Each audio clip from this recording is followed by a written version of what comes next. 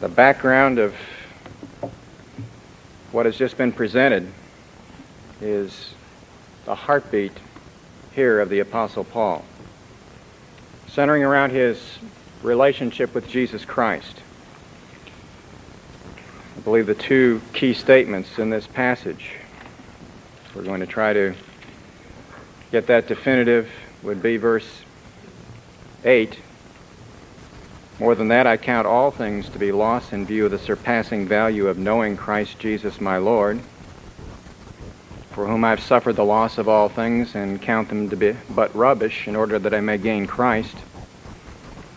And then this heartbeat that comes out in verse 10, this passion, this almost a prayer here by Paul, that I may know Him, and the power of His resurrection, the fellowship of His sufferings, being conformed to His death. And this is the very essence of missions, home and abroad, is this relationship with Christ. I've been reading a book entitled The Friendship Factor by Ellen Loy McGinnis, giving some delineations, some guidelines as far as personal relationships are concerned. It said, first of all, assign top priority to your relationships as we think about friendships. Why do we seldom relate at such a deep level? Why is there such a shortage of friendship? One simple reason: we do not devote ourselves sufficiently to it. If our relationships are the most valuable commodity we can own in this world, one would expect that everyone everywhere would assign friendship the highest priority. But for many, it does not even figure in their list of goals. They apparently assume that love will just happen. But of course, few of the valuable things in life just happen. When they happen, it is because we recognize their importance and devote ourselves to them. He goes on to say it is simply a matter of priorities. Significant relationships come to those who assign them enough importance to cultivate them. So rule number one is assign top priority to your relationships. And we can identify with that on the horizontal level, on the human level. I trust more and more in our Christian experience. And yet this has a vertical implication to it too. And that is, we must assign top priority in developing our friendship, our relationship with Jesus Christ, first and foremost. And then also concerning developing relationships, the second rule he gives is cultivate transparency. There's a couple of factors that mitigate against this, and one is simply the culture in which we live. That being the James Bond type is the cool thing. This person who is tough and self-sufficient, this person who is emotionally inexpressive and detached from personal involvement. And it dictates against developing deep personal relationships, just this culture image that we have of the James Bond type. Also, just the fear of rejection. Self-disclosure, however, brings just the opposite effect. Someone, as McGinnis puts here, he says, and a curious kind of chemistry begins to work because we have told one another our deepest secrets. As we are transparent and we tell this friend our deepest secrets, we begin to understand ourselves better. And again, in our relationship with Jesus Christ, not only must we assign top priority to developing this friendship, but we must be transparent. We must be willing to disclose our deepest secrets to Him, and as we do so, we find not only the effect of a deepening relationship, but we find a knowledge and understanding of ourselves in a way that we never understood ourselves before. And then the third factor he gives here is to dare to talk about your affection. He goes on to say, for fear of seeming sentimental, many of us hold back expressions of warmth and thereby miss out on rich and profound friendships. That's true on the human level. We're afraid to say, I love you. We're afraid to say You mean so much to me on the human level. And certainly as we begin to learn to cultivate this in our relationship with Christ, as we begin to express the fact that we indeed love Him, we dare to talk about our affection to Him, this friendship develops. Fourth one is learn the gestures of love, and this includes things like giving gifts and where kindliness becomes a habit and so on. True on the human level and true certainly on the divine level. The last one he gives is create space in your relationships. Freedom must be allowed in those friendships where a person is not dominating or manipulating. And Jesus Christ gives us that freedom. He gives us that unmanipulative type of relationship as we relate to Him vertically as well.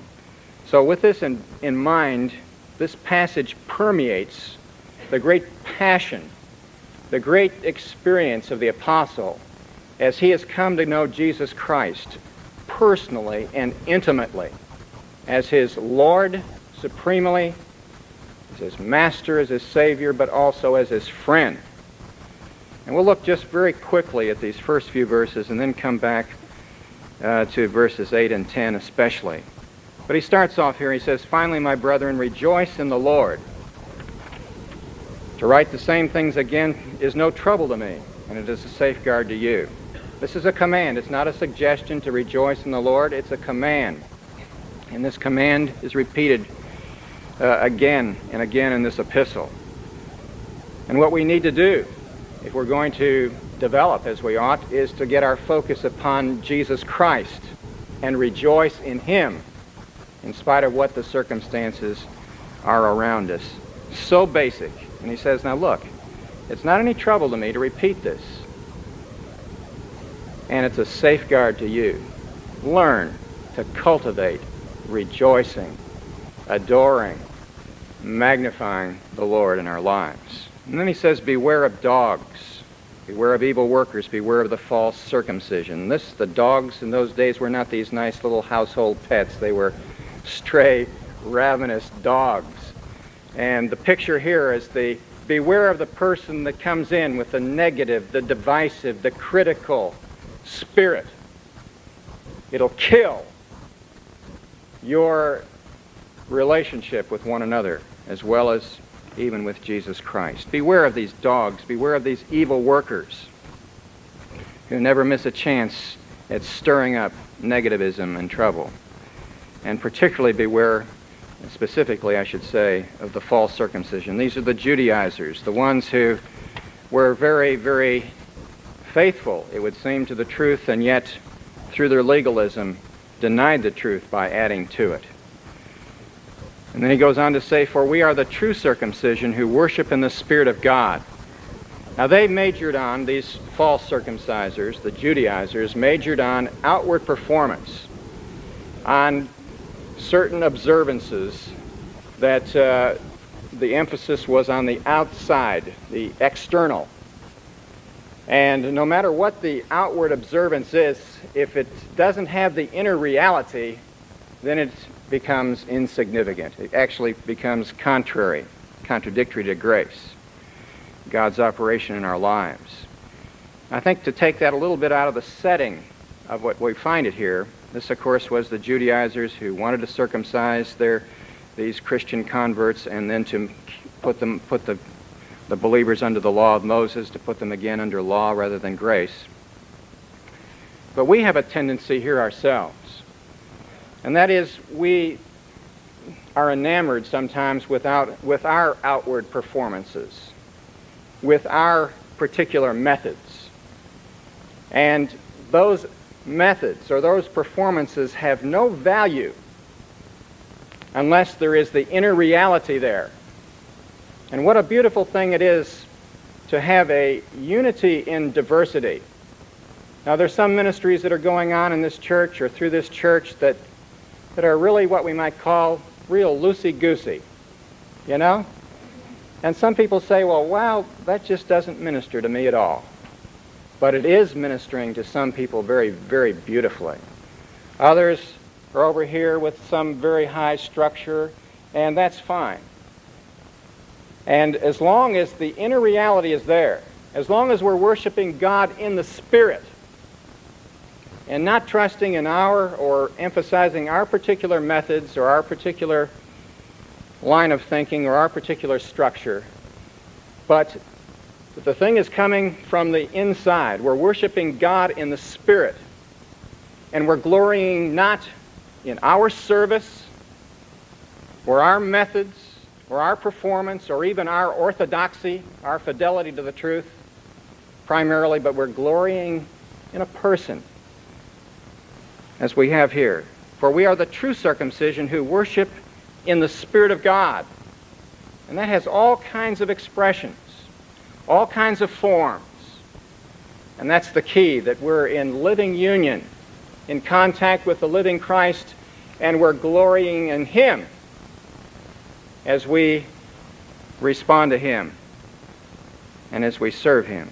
And put no confidence in the flesh, we're told at the end of verse 3. The flesh, that's man in the raw. That's man depending upon his abilities, his willpower, and so on.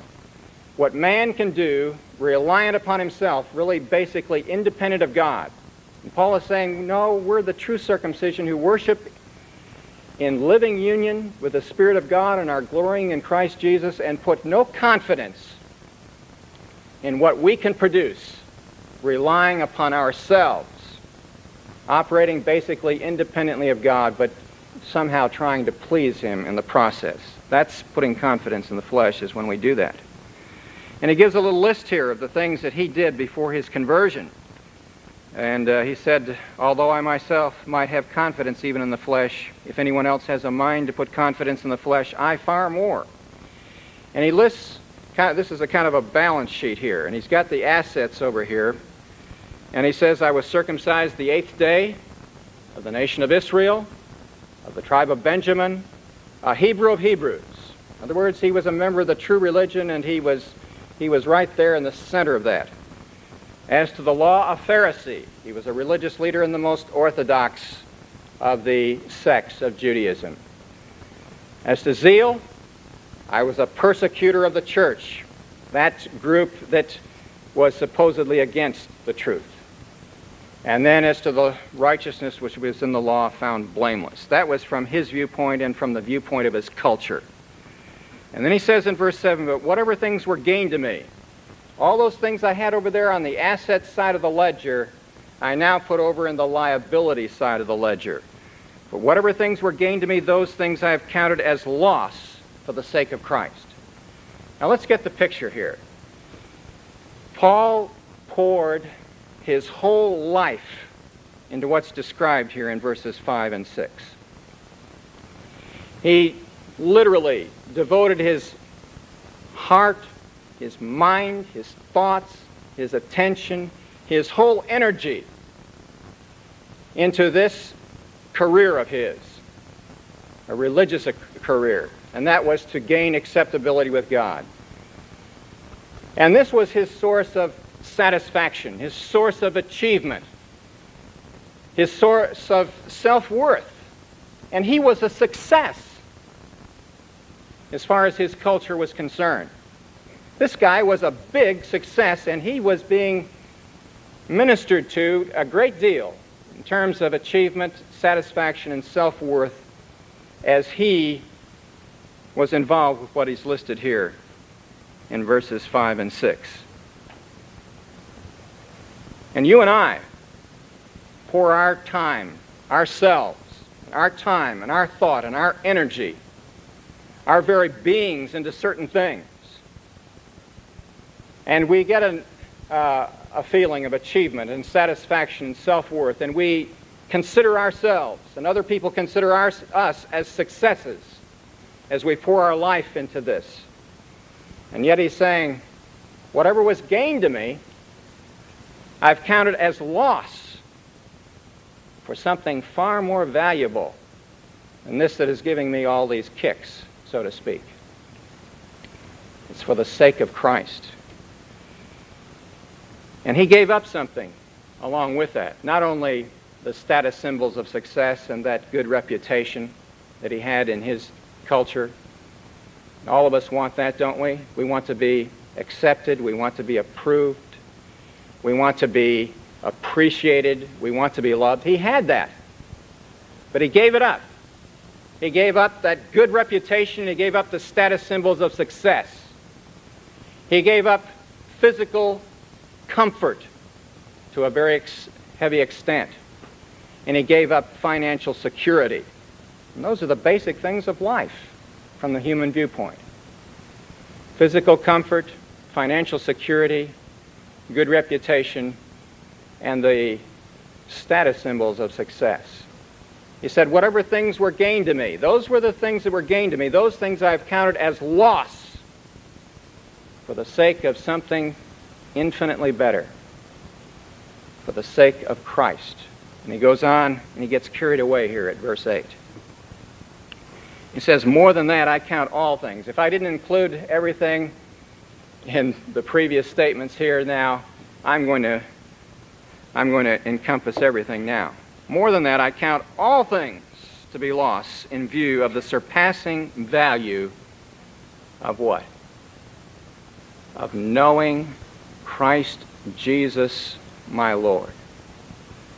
He had indeed assigned top priority in this relationship. He had become increasingly transparent. He had learned how and dared to talk about his affection to this person, learned the gestures of love increasingly, and created space in his relationships, in his relationship with Jesus Christ. He had developed a friendship. And so he's saying all these things that are so important to us humanly, and there's nothing wrong with them necessarily in themselves, but when it comes to a choice, when it comes to some kind of a one or the other, he's saying all these things, yea, doubtless I count all things as loss in view of the surpassing worth of knowing Christ Jesus my Lord, for whom I've suffered the loss of all things and do count them but rubbish, that I may gain Christ.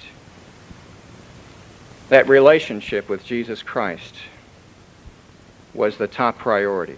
Dr. Harry Ironside writes this: he was not simply exchanging one religion for another. It was not one system of rites and ceremonies giving place to a superior system, or one set of doctrines, rules, and regulations making way for a better one.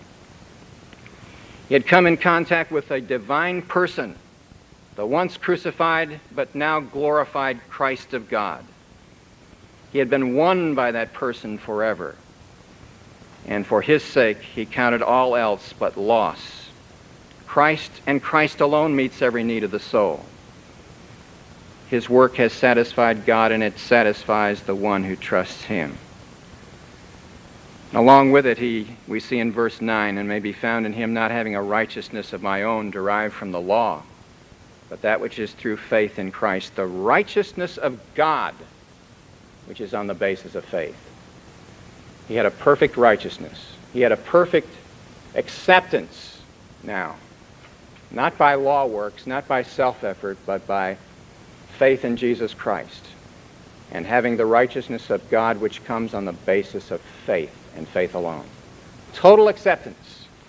And that had permeated, that had sunk into his being to the point where it was real in his experience, that he was really accepted by God. And then we see in verse 10 this great goal, this great aim, this great purpose, this great passion of the apostles. And of course, humanly, the great passion for man is to achieve happiness and comfort, satisfaction, but his great goal is something else. And we see that I may know him. He already knew him, but what he's saying here is that I may know him more deeply and more intimately. And this is the essence of life, is knowing more deeply and intimately in the realm of our experience Jesus Christ. He is the one inexhaustible person. And Paul, is saying here that this is the great passion of my life. I believe that he was even praying at points. This was a great prayer of his heart. "O Lord, that I may know you more deeply and intimately." It's his goal in life. And of course, this is not achieved by casual contact. It's achieved even as we achieve deep, intimate, personal relationships on the human level. It's achieved by going through deep experiences together, by sharing our lives together. And so Paul, here, somewhat toward the end of his life, his great passion, again though, is that I may know you, Lord, more deeply and intimately in the realm of my experience. And then he is not satisfied with that alone, but that he says that I may know the power of your resurrection. And of course, as we relate to Christ in such a way, we begin to experience the power of his resurrection. These things are interrelated as he gives this. And again, I think we can conceive of this as we think of ourselves, even praying, "Lord, that I may know you more deeply and intimately, and that I may know the power of your resurrection." Paul had prayed for the Ephesian believers. He said that the eyes of your understanding being enlightened, that you may know what is the hope of his calling, and what the riches of the glory of his inheritance in the saints is, and that you may know what is the exceeding greatness of his power to usward who believe, which he wrought when he raised Christ from the dead and set him at his own right hand in the heavenly places, far above all principality, power, might, and dominion. That same power that raised Jesus Christ from the dead and caused him to ascend and now be seated as supreme Lord of this universe, that same power is available to you and me. Remember when Mary was approached by the angel, and it was announced to her that she would bear the Christ child, and she said, "How can this be since I'm not even married?" And the answer that was given to her is, "Nothing will be impossible for God." Nothing will be impossible for God.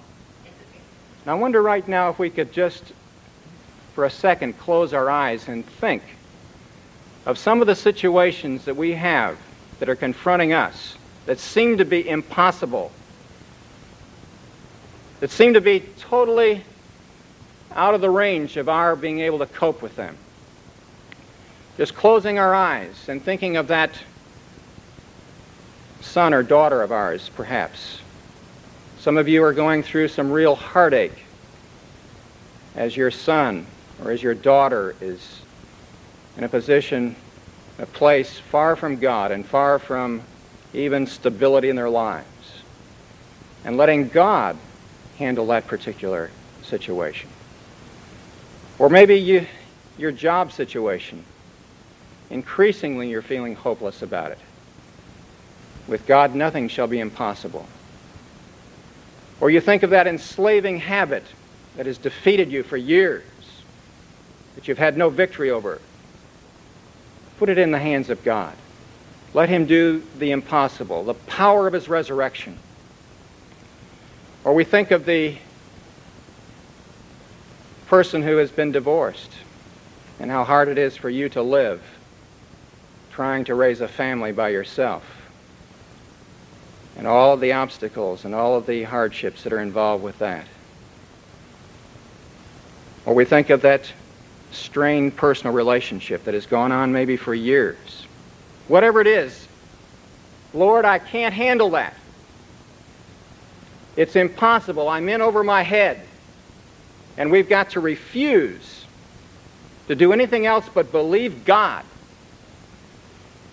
and let him handle the situation, to turn it over to him. Lord, I cannot handle it. And if I try to handle it, I'm going to make a mess of it. Lord, you take it. I'm placing it in your hands. Remember what Jesus said to the disciples on the road to Emmaus when the fact of the resurrection was all around them, beating them over the head, shouting, screaming at them with all the evidence they were avalanched with? He said, "Oh, foolish men, and slow of heart to believe all the prophets have spoken. And how he needs to say to us over and over again, "O foolish men and women," and slow of heart to believe all that I've spoken to you, that he can do the impossible. Oh, that I may know him and the power of his resurrection. Chuck Swindoll said this: we are all faced with a series of great opportunities brilliantly disguised as impossible situations. But let's not miss the last part of this. You think, well, if I really pray that prayer, "Oh Lord, that I may know you more deeply and intimately, and that I may know more deeply and intimately in the realm of my experience the power of your resurrection," all of a sudden, the Lord is going to say to us, "Ah, bless you, my son. Ah, immediately your request is granted, and everything is going to be a big bowl of cherries from now on." How naive we are. You know, when we begin to pray a prayer like that, what happens? The rug goes out from underneath our lives. It's a dangerous prayer to pray. It's a dangerous thing to have that kind of a passion, because the pathway, instead of God dropping a halo on us, the first half of verse 10, he pulls the rug out from underneath us. The pathway to knowing him more deeply and more intimately, the pathway to knowing more deeply and intimately the power of his resurrection, is the fellowship of his sufferings, being made conformable to his death. When Christ takes control of our lives, there is opposition. Opposition from within, our own fallen human nature, the old sin nature, as well as opposition from without, from the world, from our great adversary, the devil himself, as well as even many times well-meaning brethren. Monday nights, ABC Monday night football, in between halves they show the highlights of the games played the previous day. And we would get the impression, by watching just those, that football was mostly these long gainers and these touchdowns. And very seldom do we see the lost yardage, the broken patterns, and the dropped passes, and the injuries. And somehow we convey the impression in evangelicalism far too much that this life of victory in Jesus Christ is just a lot of long gainers and touchdowns. Pete Gilchrist in the latest Christianity Today said, "Some modern evangelicals have taught a bogus notion of victory that has made people unrealistic and passive. Christian victory somehow has been made synonymous not with struggle and pain, but with living the good life.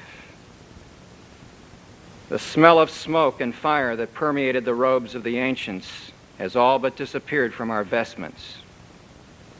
We have been tamed, and we have redefined tolerance to justify a cessation of hostilities with the powers of evil."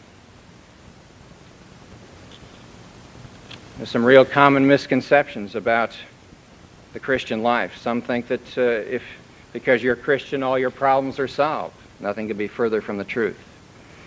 Or that the Bible speaks on every subject explicitly. The Bible does not speak on every problem or subject explicitly. God wants us to take a step at a time and apply some general principles and let him lead us in those non-specifics. Another misconception is that if we're having problems, we're unspiritual. Another misconception is that being exposed to sound Bible teaching automatically solves our problems. No matter how gifted the teacher, no matter how sound the teaching, this does not solve our problems. As someone has said, there are many people cruising from church to church, from Bible conference to Bible conference, filling notebook after notebook, wearing out Bible after Bible, who are still some of the crankiest, fussiest, most irresponsible people you meet. Why? Because they do not practice the things they hear. And as we begin to practice the things we hear, we not only will know more deeply and intimately this inexhaustible person in the realm of our experience and the power of his resurrection, but we will share in the fellowship of his sufferings. And part of those sufferings that Jesus went through was laying aside his rights, his privileges, his prerogatives. Not being recognized and responded to for who he was. Being misunderstood, even. Not only misunderstood, but not accepted and even rejected. Swindoll writes in his book, 3 Steps Forward, 2 Steps Backwards, this. This past summer, my wife and I went through one of the most painful times of our lives. Disarmed and defenseless, we got a first-hand bitter taste of that painfully familiar, paralyzing sting of humanity. We had done what was right, but we were misinterpreted and therefore maligned. Unfair criticism increased the pain and brought us in tears to our knees. I remembered a statement of C.S. Lewis when he once said, "God whispers to us in our pleasures, speaks in our conscience, but shouts in our pains." Pain is his megaphone to rouse a deaf world. Believe me, he had our undivided attention. Crushed and bruised, all we could do was wait. Although the swelling from the sting was now gone, the memory is not. We shall never forget those anguishing weeks. But now that they have passed, something very beautiful has emerged in our lives. We are much more sensitive to others, much more concerned about putting ourselves in the other guy's shoes. Not nearly so concerned about the acceptance or the understanding or even the happiness, the comfort, the satisfaction that the human nature longs out for so much. Our time is up, but this passage goes on. It talks about the fact that he hasn't obtained this that he's striving for yet. He hasn't become perfect. Verse 12, "But I press on in order that I may lay hold of that for which also I was laid hold of by Christ Jesus." His great passion was, and this, what he wants to be laid hold of by Christ Jesus is stated in verse 10. He wants to lay hold of knowing him more deeply and more intimately, and the power of his resurrection and the fellowship of his sufferings. We love those first two parts, but inseparably we must have the fellowship of his sufferings, being conformed to his death. And he says that I press on, verse 12, in order that I may lay hold of that for which also I was laid hold of by Christ Jesus. And the great passion of his life is to lay hold of those specified goals in verse 10. There was once a man who had an extra amount of suffering, loss, disappointment, pain in his life. One night he had a dream that he was with the Lord, looking back on his life, which was portrayed as footprints along the sandy beach. Usually there were two sets of footprints, his and the Savior's. But as he looked closer, he saw only one set of footprints along the very rugged places. He frowned, was confused, and asked the Lord, "Look, there. You and I have walked together during much of my lifetime. But when things really got bad, where did you go? I needed you. I needed you the most at those times, and why did you leave?" And the answer came back, "My child, I have never left you. The two sets of footprints assure you of that. But there were times when it was almost more than you could bear. At those very, very hard times, I carried you in my arms. The single set of footprints, you see, at those perilous places are mine. That was when I was carrying you." And Paul again, the great heartbeat is that I may know him, the power of his resurrection, and the fellowship of his sufferings, being made conformable to his death. Let's stand for the benediction.